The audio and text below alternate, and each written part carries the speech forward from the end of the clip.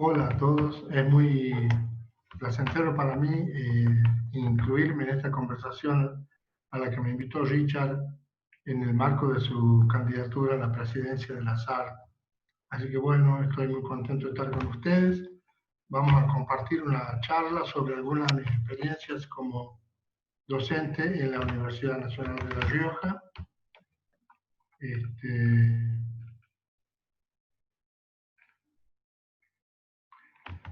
Bueno, les quiero contar que yo trabajo en la Universidad Nacional de La Rioja, que es una provincia de la República Argentina. Es una universidad pública en la cual me desempeño en la Escuela de Arquitectura. Hace más de 20 años que trabajo ahí. Y en ese contexto de trabajar como docente en esta universidad pública, es decir, financiada con recursos del Estado Nacional, una universidad que es gratuita para todos los estudiantes, ellos no pagan por cursar y por estudiar ahí. Quería comentarles ahora mis reflexiones sobre la academia y la praxis arquitectónica, ¿no? Cómo se combinan ambas cuestiones de enseñar arquitectura y practicar arquitectura al mismo tiempo. Esta combinación de academia y praxis es la que vamos a tratar de explicarles en estos minutos en los que vamos a estar compartiendo con ustedes. Gran parte de lo que voy a contar ahora está en este libro que escribí hace unos años, cuando cumplí 10 años al frente del taller de arquitectura del cuarto año de la escuela. Escribí este libro un poco mostrando todo lo que hacíamos con mis alumnos y con mis colegas docentes. Este libro fue prologado por Richard, cosa que agradezco muchísimo. Y bueno, ahí les dejo el link para que puedan leerlo, para que puedan mirarlo, para que puedan entender un poco todas las cuestiones que les voy a contar ahora respecto a mi rol docente en la Escuela de Arquitectura de la UNLAR. Este es el plan de estudio de mi Escuela de Arquitectura. Nosotros trabajamos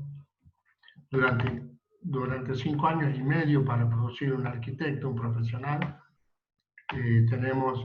cursos que son anuales. Mi cátedra está en el nivel 4, en esos recuadritos que ustedes ven en naranja, justo en el medio de la formación profesional. Nosotros tenemos un taller de arquitectura que dura todo un año, digamos, son 15 semanas de trabajo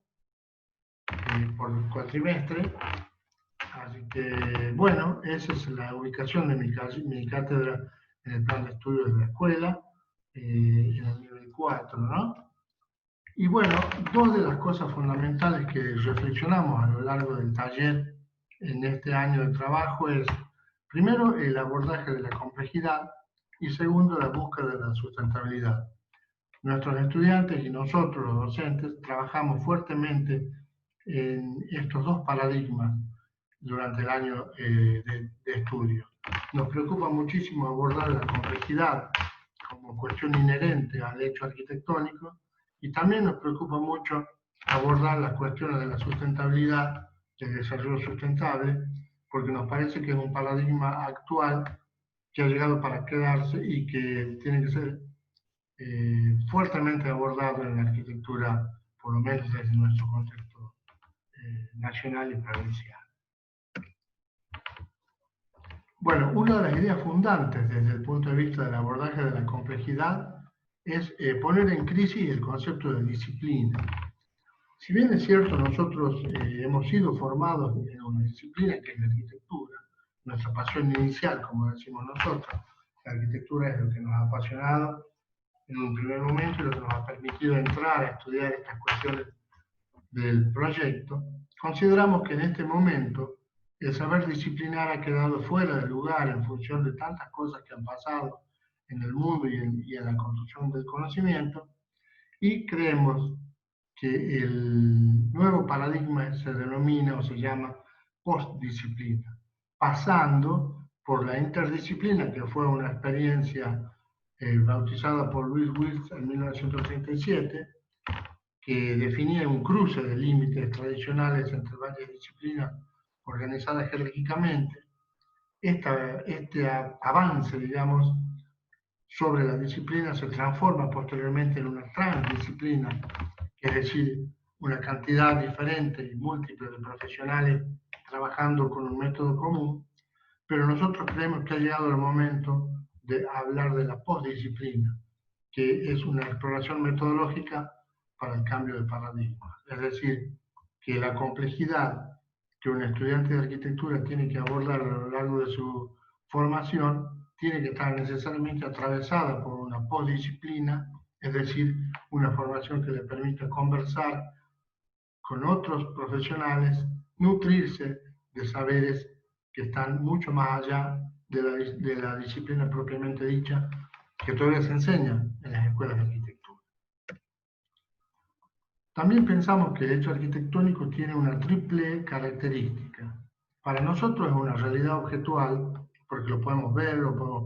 percibir sensorialmente, tocar, oler, recorrer con los sentidos. Pero nos parece también que el hecho arquitectónico es producto de una cultura determinada que lo hace posible y que varía según el contexto en el que estemos trabajando, ¿no? No es lo mismo diseñar y producir en La Rioja que en Santo Domingo o en cualquier otro lugar del mundo. Y consideramos que el hecho arquitectónico también es un sistema en equilibrio, es decir, es un sistema complejo atravesado por una serie de cuestiones que sí o sí están siempre presentes, como por ejemplo el comitente, el programa, el proyectista, el medio físico, el medio social, los recursos, el equipamiento y el usuario, entre otros, ¿no? Cuando hablamos de complejidad y cuando hablamos de todos los elementos que están insertos en un hecho arquitectónico como este, entendemos claramente por qué hablamos de una postdisciplina y por qué consideramos que un hecho arquitectónico complejo no debe ser o no alcanza con la disciplina para abordarlo y tenemos que ir siempre al conocimiento de otros saberes que nos ayuden desde otros puntos, desde otros lugares, a conocer el hecho arquitectónico y a proyectarlo en toda su complejidad. El hecho arquitectónico implica dar respuestas innovadoras a esta cuestión compleja que implica una obra de arquitectura, desde los patrones, desde la tecnología, desde la participación, desde la política, el presupuesto, los prejuicios. Todos estos elementos complejos que inciden en el proyecto, en la construcción de una obra de arquitectura, deben ser estudiados para dar respuestas innovadoras, pero como decía hace un momento, desde un marco holístico, integral y transdisciplinar. Otra de las ideas fundantes que tenemos en el taller es abordar la complejidad desde lo arquitectónico, trabajando en opuestos, en conceptos opuestos, ¿no? Por ejemplo, para hablar de la complejidad uno tendría que abordar cuestiones tales como la arquitectura disciplinar por un lado y la arquitectura como síntesis de saberes diversos por el otro. Cuando uno habla de la disciplina, de la arquitectura como disciplina, tenemos, por ejemplo, a la izquierda el caso de la Ville Savoye de Le Corbusier, que fue construida en la década del 30 y que respondía claramente a la visión disciplinaria de la arquitectura. Le Corbusier, cuando plantea esta obra, aplica en ella los 5 puntos de la arquitectura que había escrito en 1927 y desde su propio discurso teórico y desde su propio discurso disciplinar construye esta vivienda sin tener mucho más que eso en cuenta, ¿no? Podría ser el ejemplo claro o un ejemplo paradigmático de lo que llamamos arquitectura disciplinar. A la derecha, sin embargo, he puesto una vivienda que proyectó y construyó un célebre arquitecto argentino que se llamó Eduardo Sacriste, que la hizo en Tucumán, en Tafí del Valle, la casa Torres Pose, construida en 1956 y 1958. Sacriste era un admirador de Le Corbusier, había estudiado sus postulados, pero frente a la arquitectura como disciplina, aplicaba el concepto de la arquitectura como síntesis de saberes diversos. Es decir, él aplica en esta obra y en tantas otras que construyó en todo el país una serie de consideraciones que tienen que ver con el territorio, con el paisaje, con los materiales, con el usuario, con el modo de vida del lugar. Entonces,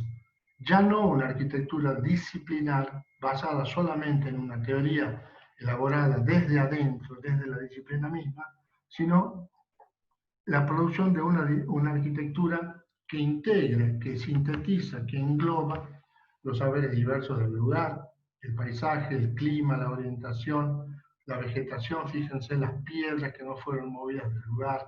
las topografías, la relación con el paisaje, ¿no? En un caso es eh, prácticamente nula y en este otro caso tiene una gran interpretación y una gran consideración por el paisaje, ¿no? Entonces, cuando abordamos la complejidad, vemos que la podemos abordar desde dos puntos de vista diferentes. Desde el ámbito netamente disciplinar o de un ámbito mucho más complejo y rico, a mi juicio, que sería la arquitectura como síntesis de saberes diversos, en los cuales tenemos en cuenta todos los saberes donde la arquitectura se inserta, donde la arquitectura se ubica, y ahí mismo tenemos la posibilidad de aplicar esos conceptos en nuestro proyecto. También nosotros cuando hablamos de la sustentabilidad podríamos hacer una diferenciación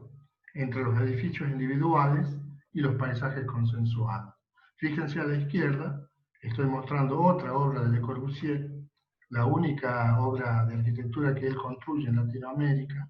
la Casa Curuchet en la ciudad de La Plata, construida entre 1949 y 1953,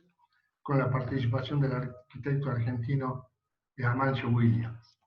La ciudad de La Plata es una ciudad planificada y completamente diseñada desde cero. Y fíjense ustedes el paisaje urbano que se genera a la izquierda con la casa de Le Corbusier, la casa que tiene a la derecha de un estilo, digamos, italianizante o neoclásico, y a la izquierda un palacete y un edificio en altura. Fíjense que son 4 edificios individuales que no tienen ninguna relación entre sí, ¿no? Cada cual con su individualidad, cada cual con su impronta y su lenguaje. Acá no hay una decisión de vincular el paisaje, sino de incorporar a cada paisaje un elemento que lo identifica fuertemente. No hay diálogo entre estos 4 edificios. Le Corbusier plantea su vivienda también una vez más aplicando los 5 puntos de la arquitectura que él había desarrollado, los pilotines, la planta baja libre, la terraza jardín, la ventana continua, la fachada libre. Un conjunto de edificios individuales que se vinculan como pueden y que cada uno quiere resaltar un modo de vida y un modo de entender la arquitectura. Sin embargo, a la derecha, ustedes pueden ver un paisaje de la ciudad chilena de Valparaíso, donde a lo largo del tiempo y con la participación probablemente pobre o de arquitectos, o en algunos casos puede haber sido, otro no, se consigue lograr lo que nosotros llamamos paisajes consensuados. Es decir, paisajes donde la diversidad no altera la integridad. O sea que son paisajes homogéneos, pero a la vez diversos, ¿no? El contraste es evidente. A la derecha tenemos diversidad de colores, topografía, llenos y vacíos en las fachadas, sistemas de techos, sistemas constructivos diversos, pero todos hacen a la unidad del conjunto, a un paisaje homogéneo que contrasta fuertemente con el que vivimos hace un momento. Entonces, ¿cuál es el concepto de sustentabilidad? ¿La sumatoria de edificios individuales o la construcción de paisajes consensuados a través del tiempo? Esa es una gran pregunta que siempre nos hacemos en el taller, porque nos parece que la intervención en contextos complejos tiene que tener, tiene que llevar, antes tiene que tener una reflexión sobre este tema. Bueno, hablando del mismo tema, la sustentabilidad, acá de nuevo tenemos una arquitectura objeto a la izquierda y un paisaje, un constructo social subjetivo, paisaje homogéneo a la derecha. A la izquierda tendremos el Centro de Innovación de Anacleto Angelini y Alejandro Aravena en Chile, construido en el año 2014 en el campus San Joaquín de la Pontificia Universidad Católica de Chile. Es un edificio fuertemente objetual, terminado en sí mismo, que puede ser percibido desde todo su perímetro, que está diseñado, según sus autores, con criterios de sustentabilidad y de atemporalidad. Ellos plantean que un edificio de Un centro de innovaciones no puede envejecer nunca, no tiene que tener una contemporaneidad, entonces por lo tanto reemplazan contemporaneidad por atemporalidad, resuelven las cuestiones ambientales con los muros, los vacíos de la fachada y generan un edificio que es sustentable desde el punto de vista ambiental en esos términos. Pero urbanísticamente es un objeto puesto y solamente y percibible desde todo punto de vista. A la derecha, sin embargo, tenemos un paisaje cualquiera en Cartagena de Indias, en Colombia, donde vemos que a lo largo del tiempo la arquitectura ha dejado de ser un objeto y se ha convertido en un constructo social subjetivo, porque ha sido configurada a lo largo de una calle con lenguajes diversos, con alturas diferentes, colores, vegetaciones, elementos constructivos, hay tejas, hay madera, hay balcones, hay retiros, de algún modo, pero que en su diversidad construyen un paisaje social subjetivo que tiene fuerte contraposición con lo que vemos a la derecha, a la izquierda. Por lo tanto, ¿cómo es la cuestión de la sustentabilidad? Desde el punto de vista arquitectónico, sin duda, el edificio de la izquierda cumple con los parámetros más modernos de confort térmico y confort ambiental, pero en tanto constructo ciudadano, nos parece que el de la derecha, el paisaje de Cartagena,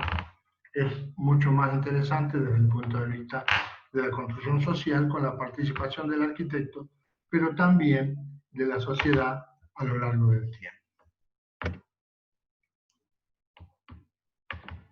Para hablar de sustentabilidad de la arquitectura nos interesa también reflexionar sobre cuestiones metafóricas y analógicas, ¿no? Desde la metáfora a la analogía. Estos dos conceptos están presentes en la arquitectura cuando nosotros planteamos la razón de ser, el origen de las obras de arquitectura, ¿no? Acá les muestro dos ejemplos. A la izquierda, un estadio que se construyó en la ciudad de La Plata,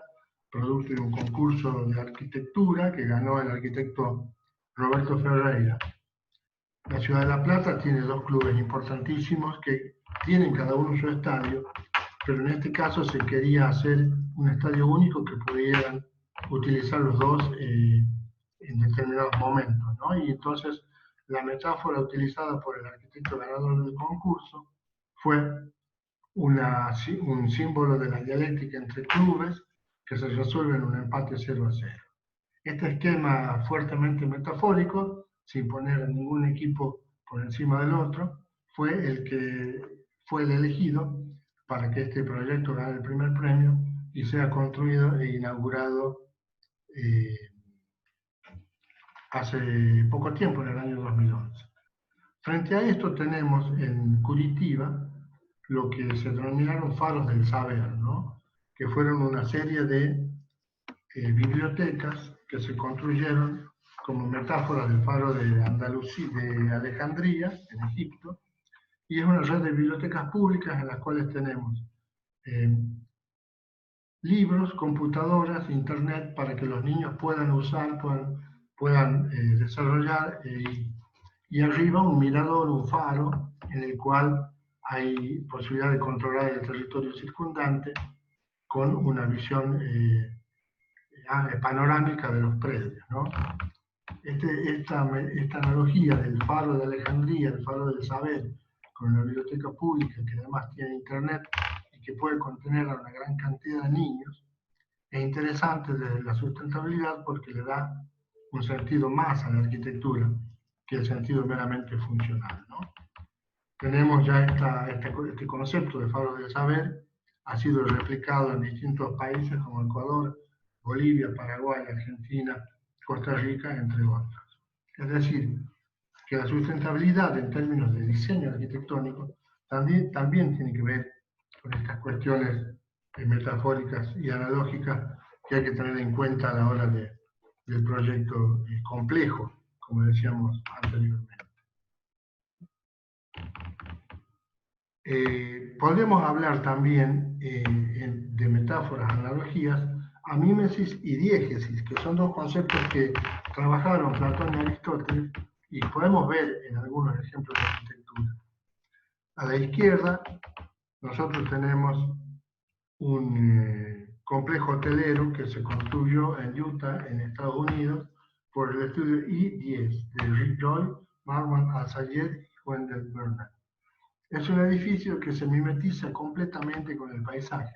Fíjense ustedes que si nos viéramos las luces prendidas no nos daríamos cuenta de que ahí hay un hotel o un edificio, ¿no? La mimesis implica una integración con lo que está preexistente, una falta de contraste, justamente son conceptos opuestos, y nos permite entender que parecido o semejanza a lo que preexiste es el concepto de mimesis. Me mimetizo con las preexistencias, ¿no? En tanto, diégesis sería todo lo contrario. Es el concepto estético según el cual la obra no representa nada de la realidad y existe solamente como una gramática propia de su autor. A la derecha les muestro el Museo de Frank Gehry en Panamá, que es un museo de exhibición y parque de biodiversidad que no se ata absolutamente a nada, sino que simplemente está sujeto a una diégesis o contraste absoluto con las preexistencias, ¿no? Acá lo único que importa es la fantasía que el autor expresa directa, libre y creativamente. Dos posiciones frente al paisaje, dos posiciones frente al contexto. Habría que definir en estos dos casos cuáles son los aspectos de la sustentabilidad que prevalecen en cada uno, ¿no? Es un lindo ejercicio para hacer con los estudiantes, porque frente a los paisajes que ya son preexistencias ambientales que nos vienen dados, tenemos este tipo de posibilidades de abordarlo desde el punto de vista del hecho arquitectónico. También podríamos hablar de prepotencia y levedad frente al paisaje y frente a las preexistencias, ¿no? Acá estoy usando un concepto de Rubén Pesci, que tiene un libro que se llama Del Titanic al velero, en el cual él define estos conceptos de prepotencia y de levedad, y yo los ejemplifico acá con dos fotos de Venecia. La de la izquierda, vemos uno de los grandes cruceros que atracan en la laguna en algunas épocas del año, totalmente prepotente, diríamos, totalmente fuera de escala y fuera de proporción con los edificios. Y a la derecha el Vaporetto, que nos permite circular por los canales y llevar y traer gente con una escala más leve, más amigable y más propia del contexto y del paisaje, ¿no? Dentro de lo que es una reflexión sobre la sustentabilidad, nos parece que está bueno contraponer estos dos conceptos de prepotencia y de levedad, porque en muchos casos las obras de arquitectura en los paisajes actúan de esa manera. Son prepotentes, son agresivas, son duras, y en algunos otros casos son leves, que no implica que sean livianas, sino leves en el sentido más profundo del término, y se integran fuertemente con las preexistencias. ¿Cuáles son los cambios que en el taller pensamos que deben ser necesarios para cambiar el paradigma en la construcción del pensamiento arquitectónico y ir de un pensamiento disciplinar a un pensamiento complejo y postdisciplinario? Bueno, nos parece que es importante cambiar la proyectualidad basada en paradigmas exógenos, que es lo que muchas veces pasa en nuestras escuelas de arquitectura, ¿no? Mirar muchas revistas de afuera, mirar ejemplos de otras latitudes que no tienen mucho que ver con nuestras realidades, y producir frente a esas situaciones resultados que están desligados de nuestros propios contextos, desde nuestras preexistencias, desde las cuestiones que nos apelan y condicionan fuertemente, y que nos hacen, por esa misma razón, perder los patrones originarios y la pérdida también de la identidad local. Frente a eso, parafraseando a Ramón Gutiérrez, un conocido arquitecto argentino, decimos no a la colonización pedagógica, es decir, tratar de romper con los paradigmas que nos vienen de afuera y reinterpretarnos a nosotros mismos, no teniendo en cuenta tanto las influencias de los modelos centrales. También, considerando que la nuestra es una universidad pública y gratuita, consideramos que es importante transferir los productos académicos hacia los grupos sociales más vulnerables, sobre todo en esta época del COVID-19 y todas las situaciones que va a generar esa pandemia a nivel mundial, revisar los criterios usuales de selección de temáticas proyectuales y preocuparnos un poco más en el enfoque local y regional de nuestra problemática, sin que ello implica que dejemos de lado la formación liberal y universal del arquitecto, que por eso justamente se llama universidad, nuestro centro de trabajo, donde se pueda registrar la producción y donde también pueda coexistir una arquitectura de autor, una arquitectura firmada, con la arquitectura más popular o la arquitectura más atravesada por la problemática de los sectores sociales de menores recursos, ¿no? Y también nos parece, citando a Ramón Folch, que ya no es posible, no es lógico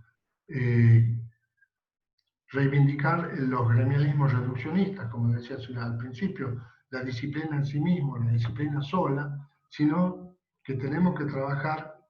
en función de destrezas cambiantes según demanda. Nosotros en cada proyecto vamos a tener demandas que son propias, que no son las mismas, y por lo tanto vamos a tener una relativización de las certezas y vamos a tener que generar profundos cambios en el modo de abordar nuestra tarea disciplinar, nuestra tarea arquitectónica.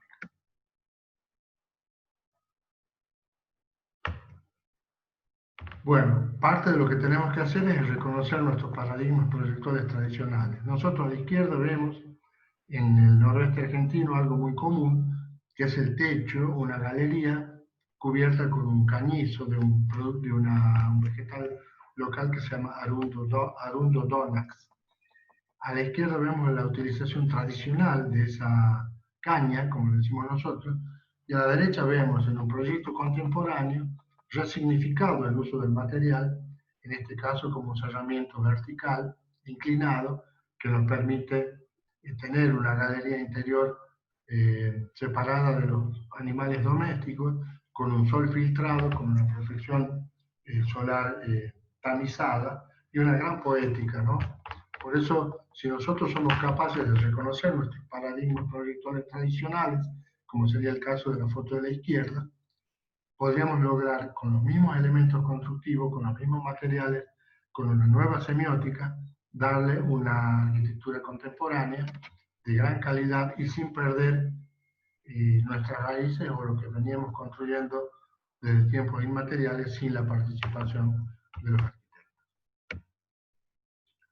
Y también nos importa mucho la universalización de las experiencias y el intercambio de las personas, lo que lamentablemente ahora no es posible por esta pandemia que nos tiene encerrados en las casas. Yo les muestro acá a la izquierda un grupo de alumnos de la Universidad Central del Este en la República Dominicana que compartió nuestra escuela de arquitectura hace unos años. Tenemos un convenio de intercambio muy fructífero entre nuestras universidades. Hay más de 20 chicos dominicanos que fueron a mi escuela de arquitectura y hay más o menos 18 o 20 estudiantes riojanos que fueron a la Universidad Central del Este. A la derecha tenemos un workshop que hicimos en San Pedro de Macorís, donde fuimos nosotros con nuestros alumnos, y fue una experiencia muy enriquecedora, muy interesante, de intercambio de personas y universalización de las experiencias. Son dos cosas que la universidad moderna no debe dejar de lado, y para mí el intercambio físico de las personas es irreemplazable, por lo tanto estamos esperando ansiosamente la manera o el tiempo, el modo de seguir haciendo estos intercambios para volver a visitarnos y encontrarnos con ustedes cuanto antes y para poder recibirlos a ustedes de nuevo en nuestros espacios vivenciales y académicos acá en La Rioja. Bueno, ahora en la segunda parte de la charla les quería mostrar cómo vinculamos academia y praxis en la universidad. Cómo vinculamos los saberes que vamos construyendo reflexivamente en función de lo que ya dijimos de complejidad, y sustentabilidad, y cómo vamos introduciendo a nuestros estudiantes en la vida profesional mediante el desarrollo de algunos ejemplos que vamos a mostrarles ahora, que hemos ido trabajando a lo largo de estos años. Acá tenemos, por ejemplo, una de las metodologías que usamos, que es participar con nuestros estudiantes en concursos de arquitectura internacionales organizados por algunas revistas de diseño. En el año 2011 participé con chicos de mi taller en una competencia que nos pedía diseñar un grupo de teatro experimental en la ciudad de Nueva York. En la costa del río Hudson había que intervenir un predio que era una zona de ferrocarriles degradada, y había que proyectar ahí una serie de teatros alternativos. Esto nos pareció interesante porque nos ponía a competir con escuelas de arquitectura de todo el mundo y nos ponía en un pie de igualdad frente al pensamiento complejo de la arquitectura en un lugar del mundo que no conocíamos físicamente, pero que nos parecía muy motivador y muy convocante a la hora de desarrollar los proyectos, los conceptos que habíamos ido trabajando, tanto de complejidad como de sustentabilidad. Al año siguiente, con otros estudiantes, nos presentamos en este concurso que solicitaba diseñar en Rovaniemi, que es una ciudad finlandesa, un observatorio para ver las auroras boreales,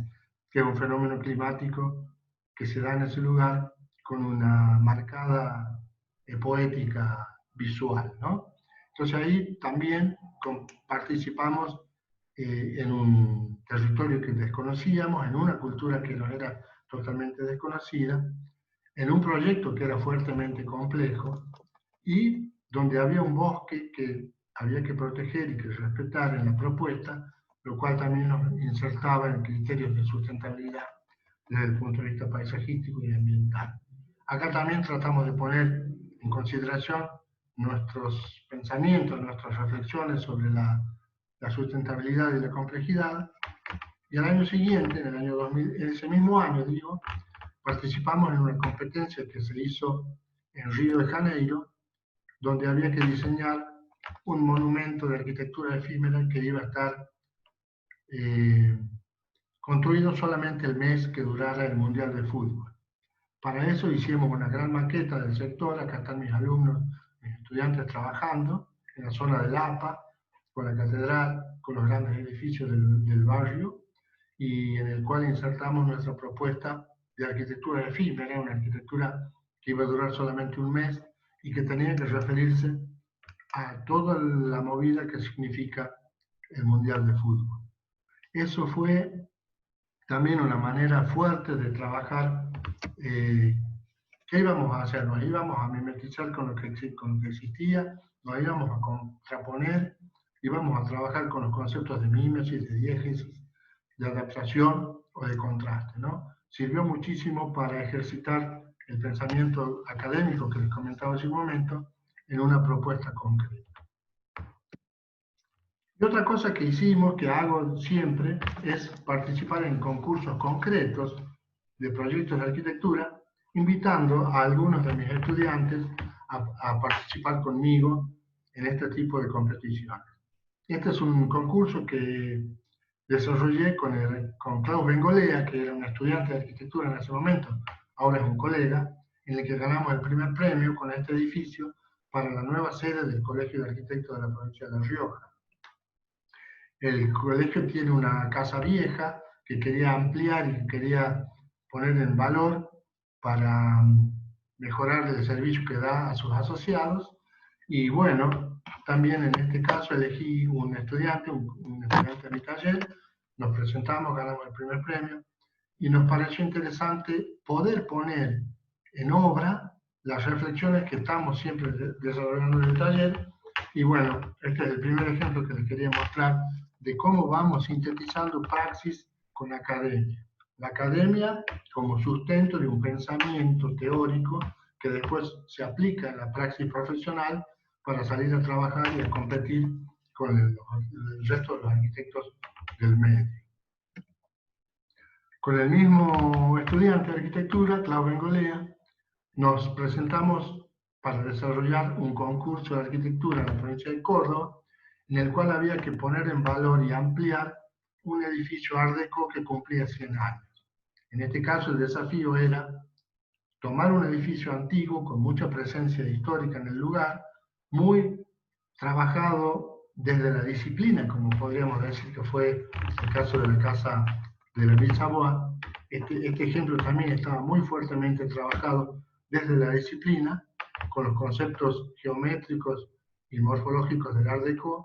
y en este había que hacer una ampliación, había que hacer un proyecto que lo pusiera en valor al edificio, y también una propuesta para el centro de la ciudad de Jesús María. O sea que el proyecto tenía una doble connotación: intervenir en un patrimonio monumental aislado, como este edificio en la esquina, y además una propuesta de reordenamiento del área central de la ciudad. Era un proyecto que incorporaba arquitectura y urbanismo. Por lo tanto, eso de los paisajes consensuados y eso de las construcciones sociales atemporales, lo tuvimos que poner a prueba acá en este concurso. Con otro equipo de gente, acá estoy con dos estudiantes más, distintos, ya no está Klaus, está Jorge y Juan. Nos presentamos para desarrollar otro concurso,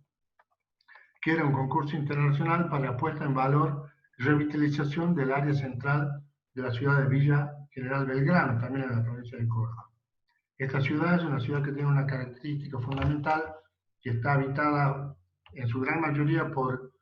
descendientes de alemanes, es una colonia alemana en las sierras de Córdoba, tiene una fuerte impronta arquitectónica, como pueden ver en ese croquis, proveniente de esa zona de Europa, y teníamos que hacer una propuesta que revitalizara el área central, que tenía una serie de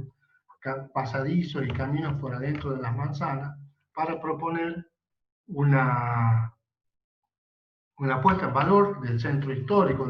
no del centro histórico porque es una ciudad nueva, sino del área central de la ciudad. Acá la sustentabilidad también estaba dada por un paisaje preexistente muy fuerte, un paisaje que no tiene mucho que ver con los otros pueblos de la ciudad de Córdoba, porque es un paisaje más construido según pautas de diseño europeas o alemanas, digamos, pero sí fue muy interesante porque el concepto de levedad, el concepto de prepotencia, el concepto de mímesis y diégesis, también lo pusimos a prueba acá en este proyecto, en función de que era un paisaje muy particular y donde había que consensuar las intervenciones con las organizaciones vivas del lugar. Con este mismo equipo de gente, con estos dos muchachos, nos presentamos después en un concurso nacional de ideas para renovar el parque balneario y la Plaza San Martín del Río Tercero. Acá también el proyecto pedía una intervención paisajística en la ribera de un río, había que trabajar el borde de un río, el río Tercero, en la provincia de Córdoba, y había que renovar una plaza, porque también en este caso había una cuestión de diseño paisajístico y de diseño urbano. La plaza estaba atravesada por una calle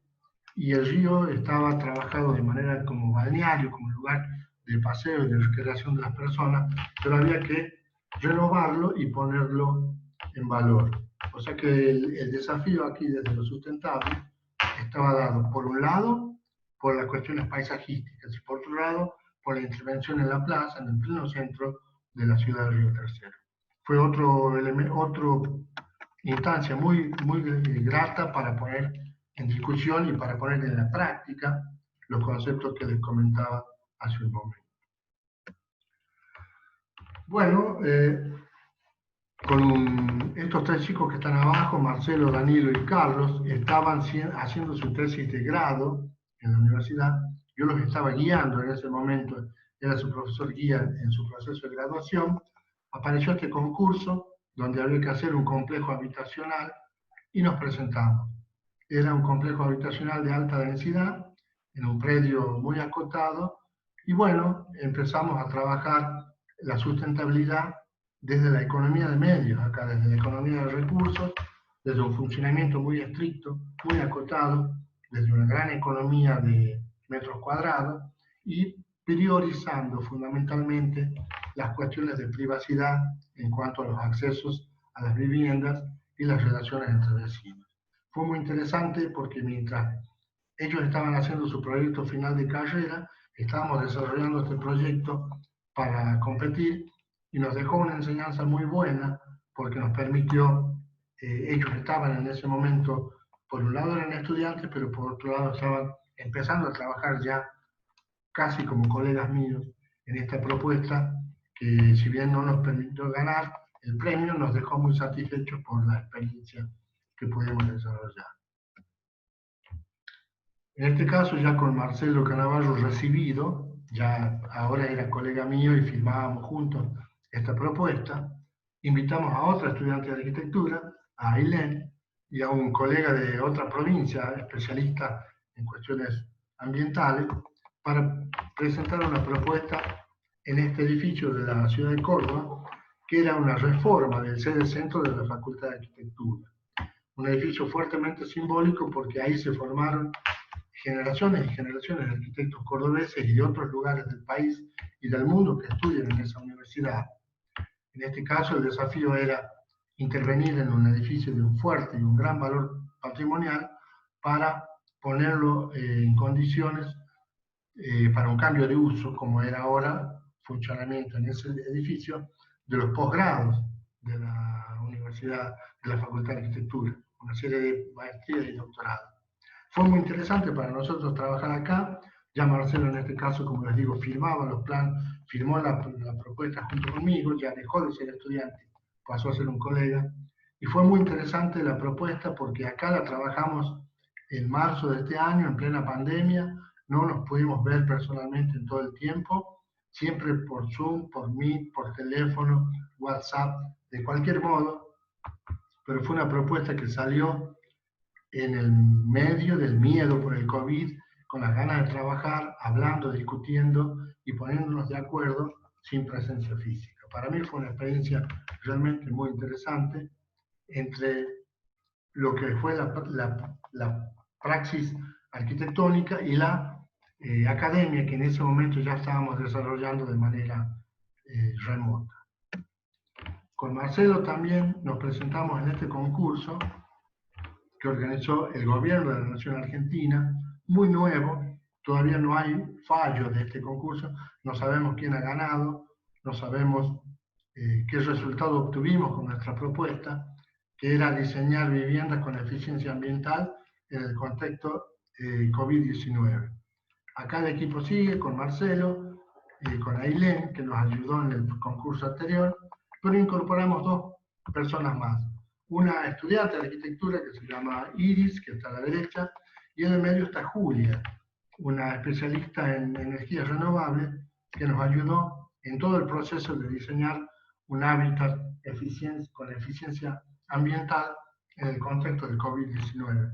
Este también lo hicimos en plena pandemia, no nos pudimos ver nunca, nunca nos pudimos encontrar todos físicamente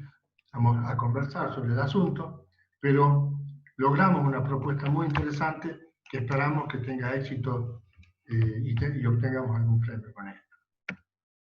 Y finalmente, el último ejemplo, con esto termino, que les quiero mostrar el último concurso al que nos presentamos, con la participación de una arquitecta cordobesa que nos parecía asociarla, interesante asociarla porque tenía un montón de información que nosotros desconocíamos, y una nueva estudiante de arquitectura, Sol Quiroga, que se incorporó para ayudarnos en esta propuesta que también entregamos, que todavía no tiene fallo, que tampoco acá sabemos cómo nos va a ir, tenemos mucha expectativa de que nos puede ir muy bien, y que nos pedía el ordenamiento territorial de 80 hectáreas que pertenecen a una sociedad rural en la ciudad de Jesús María. Este ya era un ejercicio de planeamiento territorial, había que organizar 80 hectáreas, y además de la cuestión paisajística, de la cuestión funcional, de la cuestión de borde que este predio tiene con dos ciudades, que son Jesús María y Colón y Carolla, la sustentabilidad estaba dada por un montón de nuevas actividades y funciones que se tienen que dar ahí y que tienen que entrar en contacto sin colisión con muchas preexistencias que tiene ese lugar y donde había que proponer actividades nuevas como el tejido habitativo, zonas de nuevos usos rurales y esas cosas. Este ejercicio lo acabamos de terminar, nos dio una enorme satisfacción poder hacerlo, ya nos entendemos bastante bien a distancia, tampoco en este caso nos pudimos ver, estuvimos todo el tiempo trabajando a distancia, de manera remota, muy coordinada, y bueno, también nos permitió chequear permanentemente una vez más los conceptos de sustentabilidad, los conceptos de complejidad, que venimos trabajando siempre en el taller de arquitectura de nuestra escuela en la Universidad Nacional de La Rioja. Con esto termino, vuelvo a agradecerle a Richard su invitación para contarles estas cosas, le deseo suerte en las elecciones del Colegio de Arquitectos de Dominicana, y bueno, espero prontamente poder estar con ustedes en otro momento para volver a conversar, a contarles algunas de las cosas de las que me ocupo y de esa mezcla que siempre hay y que a mí me gusta tanto entre praxis y academia, ¿no? Entre el pensar y el hacer, entre el reflexionar y el proponer, entre el papel y la realidad, entre la utopía que implica todo proyecto y la concreción que implica el sueño de poder concretarlo en algún momento. Así que bueno, muchas gracias y un gran abrazo a la distancia a todos ustedes.